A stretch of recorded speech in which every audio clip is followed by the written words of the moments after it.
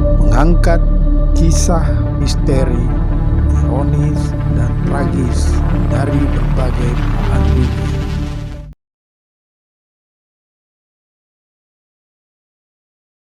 Assalamualaikum warahmatullahi wabarakatuh. Salam revolusi akhlak.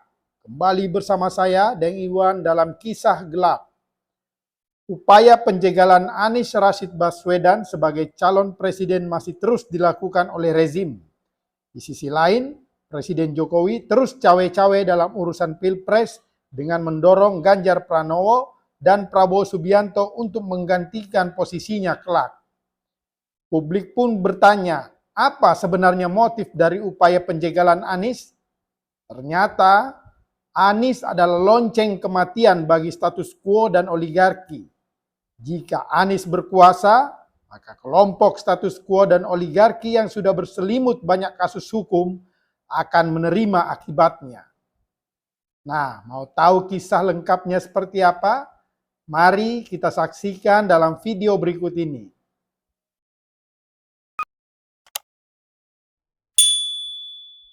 Dalam channel YouTube Amin Rais Official bertajuk Era Jokowi Program Jual Negara Hampir Tuntas, yang ditayangkan pada 10 Juli 2023 kemarin, tokoh reformasi Amin Rais blak-blakan mengungkap sejumlah kesalahan fatal Jokowi dalam memimpin negeri ini, termasuk upaya rezim menjegal pencapresan Anies Rashid Baswedan.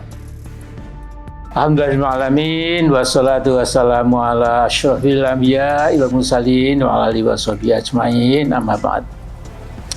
Saudaraku sebangsa setanah air, jadi hari-hari ini kita harus mencermati sepak terjang Pak Jokowi. Di atas panggung nampak Pak Jokowi seperti sedikit bingung apakah harus mendukung Ganjar Pranowo yang sudah dipetot oleh Bu Mega dan dijadikan petugas partai seperti Jokowi sekitar 10 tahun silam sebagai petugas partai juga, ya, atau mendukung Prabowo yang diyakini dapat melindungi keselamatan Jokowi pasca lengser sebagai presiden ke-7 nanti, ya. Jadi hampir bisa dipastikan Jokowi paling takut kalau Anies Baswedan sampai dapat tiket dan ikut Pilpres, sehingga ada 3 pasangan capres-cawapres, dan tentu Jokowi ngeri kalau Anies Baswedan sampai terpilih. Nah, saya kira cukup manusiawi, ya, kalau Jokowi merasa ketar-ketir. Siapa tahu Presiden Indonesia yang ke-8 lewat Pilpres 2024 tidak bisa menjamin keselamatan diri dan keluarganya dari kejaran proses hukum yang pasti akan memburunya. Majalah Tempo edisi 39 Juli 2023 menurunkan laporan utamanya berjudul Ekspansi Politik Dinasti Jokowi. Nah, isinya itu membongkar korupsi besar-besaran yang dilakukan oleh anak sulungnya Gibran dan menantunya Bob Nasution, dan juga Jokowi mendukung si bungsu Kaisang Pangarep untuk merebut kursi wali kota Depok. Nah, jadi Jokowi yang pekat diselubungi dengan nepotisme ala kerajaan, menggadang-gadang Gibran ikut Pilgub DKI dan Bob Nasution Pilgub Sumatera Utara. Soal praktek aji mumpung Jokowi mungkin agak sulit dicari taranya di Indonesia. Bisa-bisa Pak Harto kalah nekat dan kalah berani. Nah, yang hilang dari kehidupan politik Jokowi saya rasa adalah rasa malu. Seseorang yang sudah koncatan rasa malu memang jadi aneh ketika dia menyalahgunakan kekuasaan, abuse of power, atau wewenangnya. Dia berpenampilan kalem sambil tertawa-tawa seolah tidak ada apa-apa yang terjadi, ya. Memang ini saya kira special case, ya. Nah, Jokowi dikenal luas sebagai presiden Indonesia yang puluhan janji kampanyenya ternyata janji kosong. Paling tidak ada jejak digital 66 janji Jokowi yang merupakan janji abal-abal. Misalnya antara lain mau buyback Indosat, tidak akan menambah utang luar negeri, tidak akan impor pangan, akan ciptakan 10 juta lapangan kerja, tidak akan menarikkan tarif dasar listrik, pertumbuhan ekonomi sekitar 7%, produksi nasional mobil SMK, dan berbagai janji sontoloyo lainnya. Saudara-saudaraku, sesungguhnya demokrasi Indonesia boleh dikatakan tinggal namanya setelah dirusak oleh Jokowi. Ya. Jadi ada yang mengatakan di zaman Jokowi di Indonesia telah terjadi democratic backsliding, jadi meluncur ke bawah. Ya. Democratic murder, membunuh demokrasi. Democratic decline, ya kemerosotan. Democratic regression, democratic stagnation, democratic collapse, democratic erosion, democratic failure, dan lain sebagainya. Pokoknya zaman Jokowi demokrasi tinggal kata-kata, sudah tidak ada lagi wujudnya, tidak ada lagi esensinya, semua sekarang sudah hilang demokrasi di negara kita ini. Sementara itu, politik luar negeri Jokowi tidak lagi politik yang bebas dan aktif. Yang dilancarkan Jokowi adalah politik menjual negara. Istilah Pak Said Didu, program jual negara hampir tuntas. Sementara itu, Pak Kwek Kian Gi menulis beberapa buku tentang ekonomi Indonesia dari masa ke masa. Jadi, saudara-saudaraku, saya dikirimi Pak Kwek, ya. Ini Kwek Kian Gi, nasib rakyat Indonesia dalam era kemerdekaan. Jadi Pak Kwek itu sangat tajam menilai bahwa pada dasarnya peningkatan sedikit kemakmuran rakyat dewasa ini karena gara-gara utang luar negeri yang terus bertambah. Dan kenyataan kemiskinan pun juga terus semakin meluas. Jadi saya quote kata Pak Kwek, alangkah dosanya dan tidak bertanggung jawabnya kita terhadap arwah para pahlawan kita dan terhadap generasi mendatang.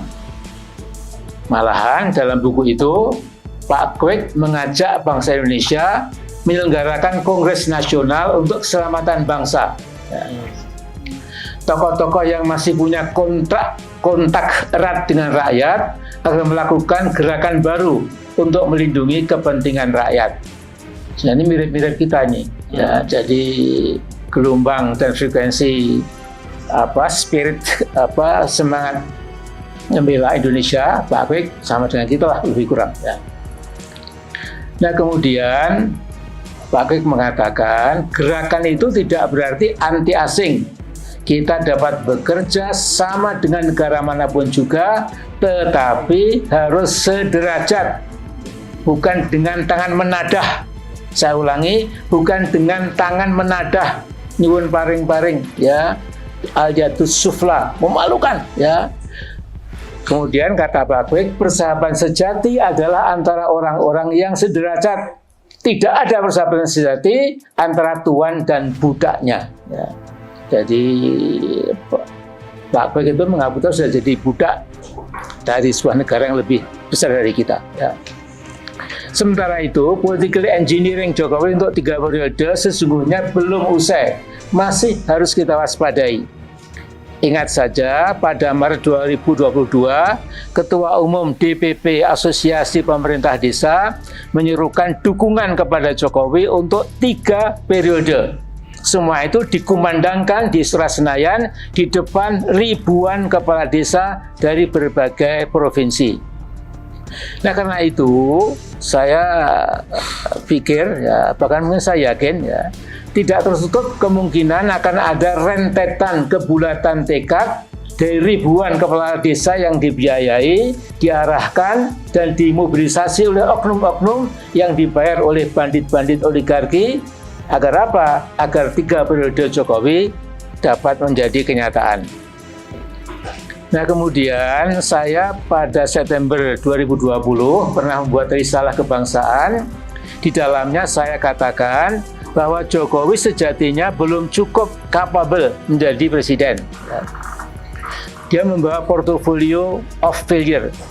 Jadi from day one ya, Pak Jokowi itu membawa portofolio kegagalan, bahkan portofolio of fiasco, portofolio kegagalan total, dan kini sudah terbukti.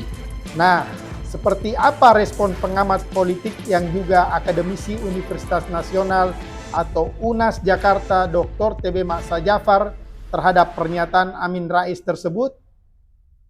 Mencermati dari dinamika politik yang berkembang terkait dengan Pilpres, dalam hal ini adalah ditenggarai ada usaha-usaha secara sistematik untuk menjegal Capres Anies Baswedan, dan saya kira pendapat publik sangat intens dan banyak fakta-fakta yang disaksikan.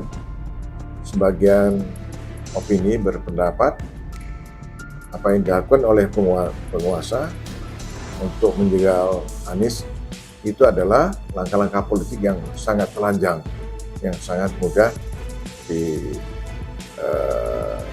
diambil kesimpulan. Nah, banyak pertanyaan mengapa pemerintah penguasa itu begitu keras, ya, berusaha keras untuk menghambat pencapresan Anies.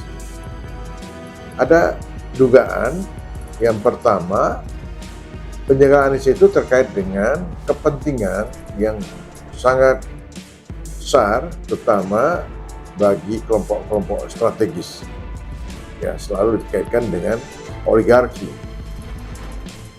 Nah, kenapa demikian? Anies adalah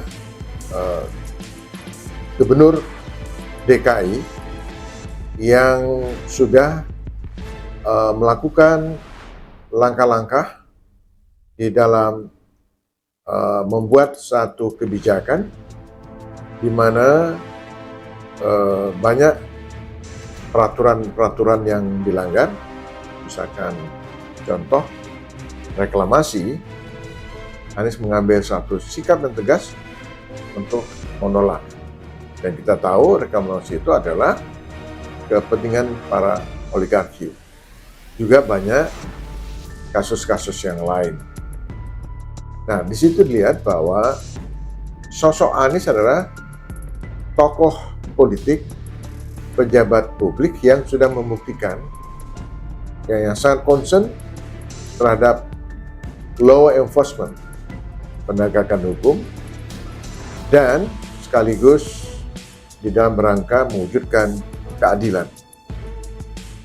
Nah, oleh karenanya, ya, dari sisi kepentingan para kelompok strategis, jika Anies itu terus diberikan ruang dan kemudian menjadi tokoh,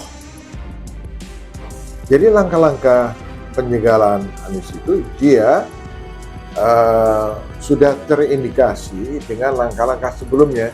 Misalnya ada upaya untuk memperpanjang masa jabatan presiden 3 periode. Lalu ada juga upaya-upaya untuk menunda pemilu. Ya. Kemudian yang sangat nyata adalah langsung, ya, karena tadi upaya-upaya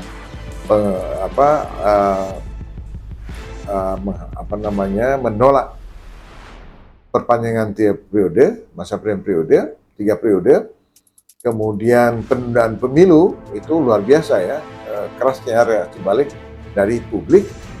Nah, jadi penjagalan Anies itu adalah sifatnya political direction, jadi langsung, ya, langsung attack, ya, secara politik langsung diambil tindakan nyata, yaitu langsung menghambat, ya, menghambat bagaimana Anies Baswedan tidak bisa mengikuti kompetisi di dalam Pilpres. Nah tentu kalau kita lihat dari upaya-upaya itu sesuatu tidak hanya melanggar prinsip-prinsip demokrasi, tapi sudah di luar nalar ya, di luar akal sehat ya, di mana demokrasi itu sudah menjadi peradaban dunia. Nah ada sebagian mengatakan jika Anies tidak dihambat atau tidak disangkakan, maka jika Anies lolos ya menjadi capres dan berhasil menjadi presiden, maka itu akan menjadi lonceng kematian bagi para kelompok-kelompok strategis yang punya kepentingan yang sangat luar biasa, terutama di dalam penguasaan sumber-sumber ekonomi, di dalam soal-soal perdagangan, quote-unquote ya, perdagangan gelap, kemudian pada penguasaan sumber daya alam, ya, pola sumber kehancuran lingkungan, dan banyak sekali kasus-kasus korupsi, kasus-kasus pelanggaran HAM, kasus pelanggaran hukum, ya, kemudian soal hutang, soal tenaga kerja asing, banyak sekali, ya, yang itu akan memberikan satu dampak yang sangat punya efek, terutama bagi kepentingan penguasa. Oleh karena itu, Anies sekuat tenaga ya, dari penguasa atau dari kelompok status quo ini akan dihambat. Demikianlah kisah gelap kali ini. Sampai bertemu dalam kisah gelap berikutnya. Wassalam.